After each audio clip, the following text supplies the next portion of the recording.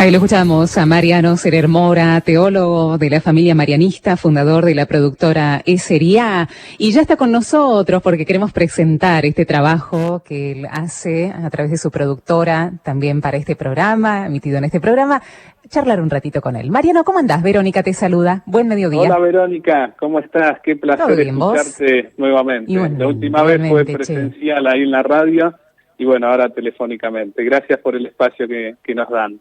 Che, qué lindo laburo, me encantó, y bueno, charlar un poco, Mariano, para presentar a la gente el backstage, que es re interesante también cómo surgen estas ideas, cómo vos como teólogo, bueno, se te van ocurriendo cosas para seguir evangelizando, ¿no? Y primero, y para la gente que quizás no nos ha escuchado en su momento, cómo ha nacido, ¿no? La productora. Primero, ¿qué significa Esería? Que no sé si lo estoy pronunciando bien, Mariano. Se pronuncia Eiser, que Eiser en hebreo significa ayuda o significa también guerrero o guerrera. Mira. Y Ya es la partícula de Yahvé, Dios, el nombre que Dios le revela a Moisés. Así que Eiser Ya sería algo como ayuda de Dios o guerreros, guerrera de Dios. En ese sentido, porque en la Biblia hay muchos Eiser que aparecen, tanto mujeres como varones. Y por supuesto también la palabra esa a veces figura como adjetivo para Dios, ¿no? El Dios Eiser. Hermoso significado. Batallador de la humanidad, con la humanidad. Claro, hermoso significado. ¿Cómo ha nacido esta productora, Mariano? ¿Cómo se les ha ocurrido a ustedes? Tiene una historia muy linda. Mirá, esto nace en septiembre del año pasado para el mes de la Biblia.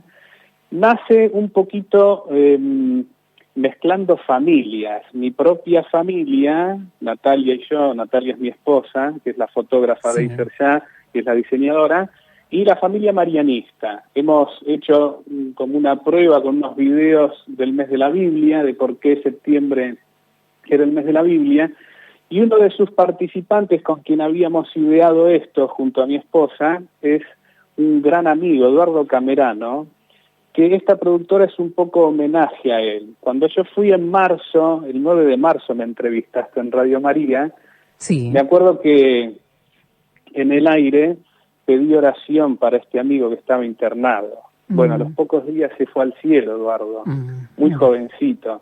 Eduardo era teólogo y además era director de cine, con quien teníamos este proyecto. Así que te diré y le digo a todos los que estén escuchando que más allá del dolor, porque es mi mejor amigo Eduardo, bueno, sentimos su gran presencia en todo lo que estamos haciendo. Había un montón de cosas que Nati y yo no sabíamos hacer de estos medios, y las fuimos aprendiendo. Y bueno, siempre nos gusta decir, cuando estamos en casa y sale algo bueno de esto, que es Eduardo, que con todo su conocimiento también de cine, nos sigue ayudando para evangelizar con este canal, con esta productora.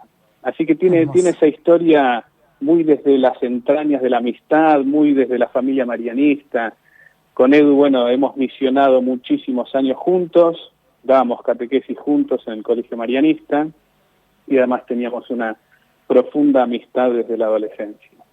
Hermoso, emocionante también, emociona esto, ¿no? Pedimos a Eduardo que interceda por nosotros, seguramente estará aquí entre nosotros ya que lo estamos nombrando, la comunión de los santos, y preguntarte a vos, Mariano, ¿por qué los salmos, o explícanos un poquito la historia de los salmos? Pues es re interesante el tema de los 150 salmos, por qué han surgido en la historia de la salvación, es decir, qué lugar ocuparon, qué lugar siguen ocupando en nuestra iglesia. Hoy elegimos uno que es preciosísimo, que acabamos de escuchar el podcast, después vamos a escuchar a continuación tu explicación en el segundo podcast, pero háblame un poquito de los salmos.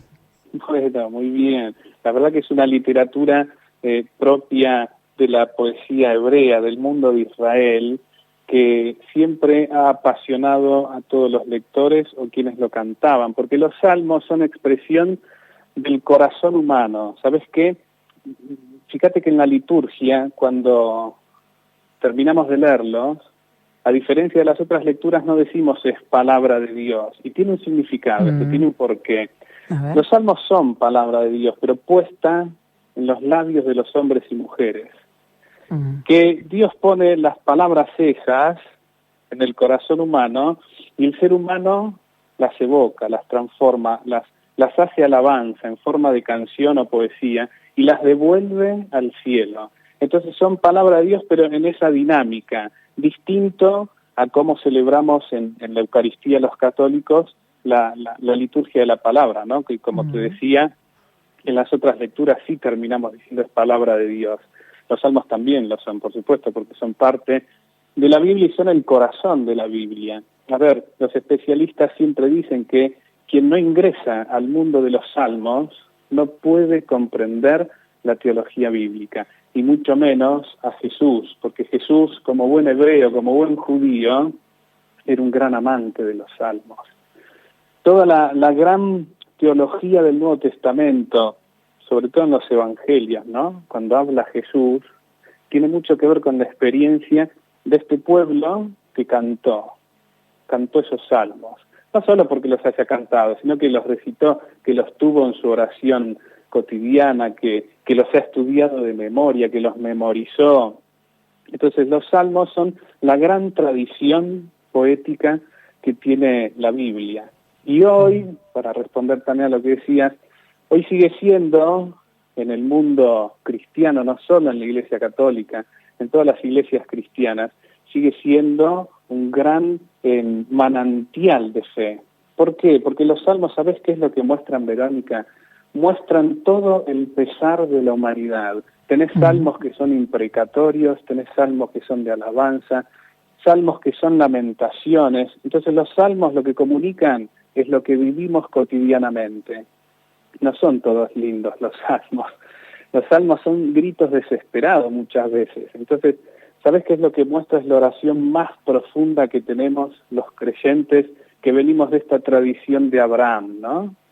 El mundo judío y el mundo cristiano. Y es hermoso, ¿no? Realmente conocer el contenido de los salmos, lectura que a veces no hacemos, ¿no? Decimos, ¿por qué la dejamos de lado? Por ahí nos vamos directamente al Evangelio, quizás alguna lectura del Antiguo, ¿no? Que a algunos les resulta muy difícil. Pero el Salmo va en consonancia con nuestras tristezas, con nuestra alegría, con lo bien humano, ¿no? Diría yo, Mariano. Tal cual. Y es hermoso, ¿no? A veces ni siquiera le damos mucha bolilla cuando vamos a misa. No, total, ya, llego a escuchar el Evangelio, llegué bien, llegué a tiempo. Después es como que el Salmo pasó, ¿no? Y tiene una fuerza, el Salmo, y grosso error. Ahora me explicas por qué. Y esto de repetir la antífona del Salmo, es como que Dios nos pide que reforcemos en la antífona la oración común y esa parte que resulta fundamental del Salmo para poder internalizarla. A ver, explícame un poquito esto del Salmo en la liturgia. Mirá, esto de la antífona que decís es muy importante, porque a diferencia del mundo antiguo, nosotros hemos perdido esto de memorizar. Para el mundo de Jesús, memorizar la palabra de Dios era que entre a los huesos esa. Por eso nosotros tenemos que hacer en una liturgia que no debería ser así, ¿no? Tendría que ser natural, porque las personas deberíamos escuchar la palabra no solo en nuestros templos, sino en la casa. Pero la liturgia tiene esto de hacer memoria y que quede bien grabado. La antífona podría ser cambiada, no necesariamente tiene que ser siempre la que nos muestra el leccionario, sí. Porque la antífona es un resumen, es un ritornelo, es como un estribillo, ¿sí? Pero tal vez para quien esté rezando en privado puede encontrar otra antífona del Salmo. Y quería comentarte esta gran importancia que tiene el corazón del salterio. En los retiros espirituales, por lo general, uno de los ejercicios es luchar con uno mismo, con nuestras sombras, nuestros miedos, nuestros pecados. Algunos hacen ejercicios de luchar contra los demonios, contra el mal, pero hay algo que el Salmo invita, que es mucho más fuerte que eso. Si me dejaste, pongo un ejemplo que no nos viene del mundo bíblico, pero me parece que para las personas que miran películas hoy en día, que estos portales de películas están tan llenos, bueno, puede ser que alguno haya visto algunas películas de artes marciales. Hay una que sirve para este ejemplo, Ip Man. Ip Man era un sabio que hacía artes marciales y creó un estilo de artes marciales. Y en ese mundo antiguo, de Oriente, para ser un maestro de artes marciales, tenías que presentarte en el pueblo donde querías abrir tu academia y pelear con los grandes maestros. Si vos lograbas ganarle a todos, te daban permiso para hacer eso. ¿Qué te quiero decir con esto? Peleaban con los más grosos, con los más fuertes. El Salmo te invita a pelear con Dios. Es la mejor lucha que puede hacer un creyente, porque Dios te invita al ring. ¿Sabes qué? Hay un libro entero que ayuda a comprender esto que te dan los Salmos, que es el libro de Job. Job pelea con Dios porque Dios lo invita a eso. Sí. ¿Sabes por qué? Porque Dios es padre y madre, y los hijos en algún momento tienen que luchar con sus padres. Es cierto, hay una salvedad aquí que por ahí, a ver si estás de acuerdo o no, ¿no? Alguien una vez me dijo, nosotros no peleamos con Dios, le peleamos a Dios. ¿Por qué? Porque Dios no tiene guantes. Dios no quiere pelear con nosotros. Peleamos a Dios, es decir, que en todo caso los salmos, a ver si esto por ahí no estás de acuerdo, pero cuando yo lo escuché me parece que fue acertado y que lo empecé a aplicar, ¿no? Claro, nosotros nos embroncamos con Dios. ¿Cómo te vas a enojar con Dios? Vos siendo teólogo, ¿cómo te vas a enojar con Dios? Y sí, nos embroncamos, o sea, a ver, ¿por qué Dios se murió tal ser querido ahora en medio de la pandemia? ¿Por qué perdí el laburo? Y empezás, en esa relación de filialidad y confianza, le empezás a pelear a Dios. Empezás a discutir como en los salmos se genera. Pero esta preposición que cambia la mirada, ¿no? No peleamos con Dios, porque Dios no tiene guantes. Dios nos ama y nos abraza en esos momentos. Peleamos a Dios. ¿Qué te parece esto, Mariano? Vera, por supuesto, y recordemos que siempre nuestras metáforas para Dios son aproximaciones. Solo son aproximaciones. Entonces entiendo la salvedad que hiciste y estoy de acuerdo. Son simples metáforas que ponemos. Ahora, con respecto a la lucha con Dios o de Dios, o como la querramos llamar, es interesante porque por supuesto que en esa lucha Dios me cobija. Pero hay salmos muy interesantes donde el salmista, sea David u otros, ¿no? Porque no solo David escribió los 150 salmos, no son todos de él. Hay otros ahí que no conocemos sus nombres, está Salomón, hijo de David, y hay más servidores ahí. Pero hay en algunos salmos donde el salmista dice, me atravesaste con una espada, ¿no? Entonces, los salmos se leen en tono simbólico, porque es poesía eso. Y entonces, mira qué lindas conclusiones. Los salmos son batallas espirituales, donde dejo que el Dios cirujano me haga una incisión. Si el cirujano no te corta un pedazo de carne, no puede sanarte. No te cura. Dios utiliza eso mismo, que el bisturí es la gracia, ¿no? No es un bisturí que te va a lastimar para siempre, pero sí que deja una huella que quien se ha encontrado cara a cara en la oración queda marcado, pero por supuesto con una marca excelente. Pero son marcas que igual duelen al principio, porque son enfrentamientos donde uno trae hacia Dios los dolores de este mundo, y Dios los sana, por supuesto, por eso están los salmos. Los salmos son la medicina de la Biblia, hay que ir siempre ahí. Quien no escucha los salmos le va a costar mucho comprender el resto de la Biblia, porque el gran problema que tiene un ser humano, que de hecho es lo que más repite la Biblia, es el miedo. Lleno de frases que dice Dios, no tengas miedo, yo estoy contigo. Entonces esa lucha espiritual, por supuesto que es compañía Dios, que quede claro eso, que quede claro que Dios no te lastima ni busca enfurecerte, no, estoy de acuerdo con lo que dijiste vos. Me peleo con Dios, Dios accede a eso, porque sabe que es el lenguaje de la oración, es el lenguaje limitado que tenemos de este lado, y a través de eso sana, pero tiene que hacer una incisión, sin duda, porque es un Dios cirujano. Hermosa imagen también. Mariano, antes de escuchar el segundo podcast, donde nos quedamos con ganas, porque nos tenés que explicar el Salmo 103, que lo leíste de manera tan bella, ahora vamos a escuchar el segundo podcast, pero decirle a la gente dónde puede encontrar el material de la productora. Nelson me dice que en Vive en la Ciudad, en el canal de YouTube, está subido este podcast, el 1 y el 2, pero ¿cómo puede ubicar también a la productora? Contanos. Bien, la productora se llama Eizerya, EZERYAH,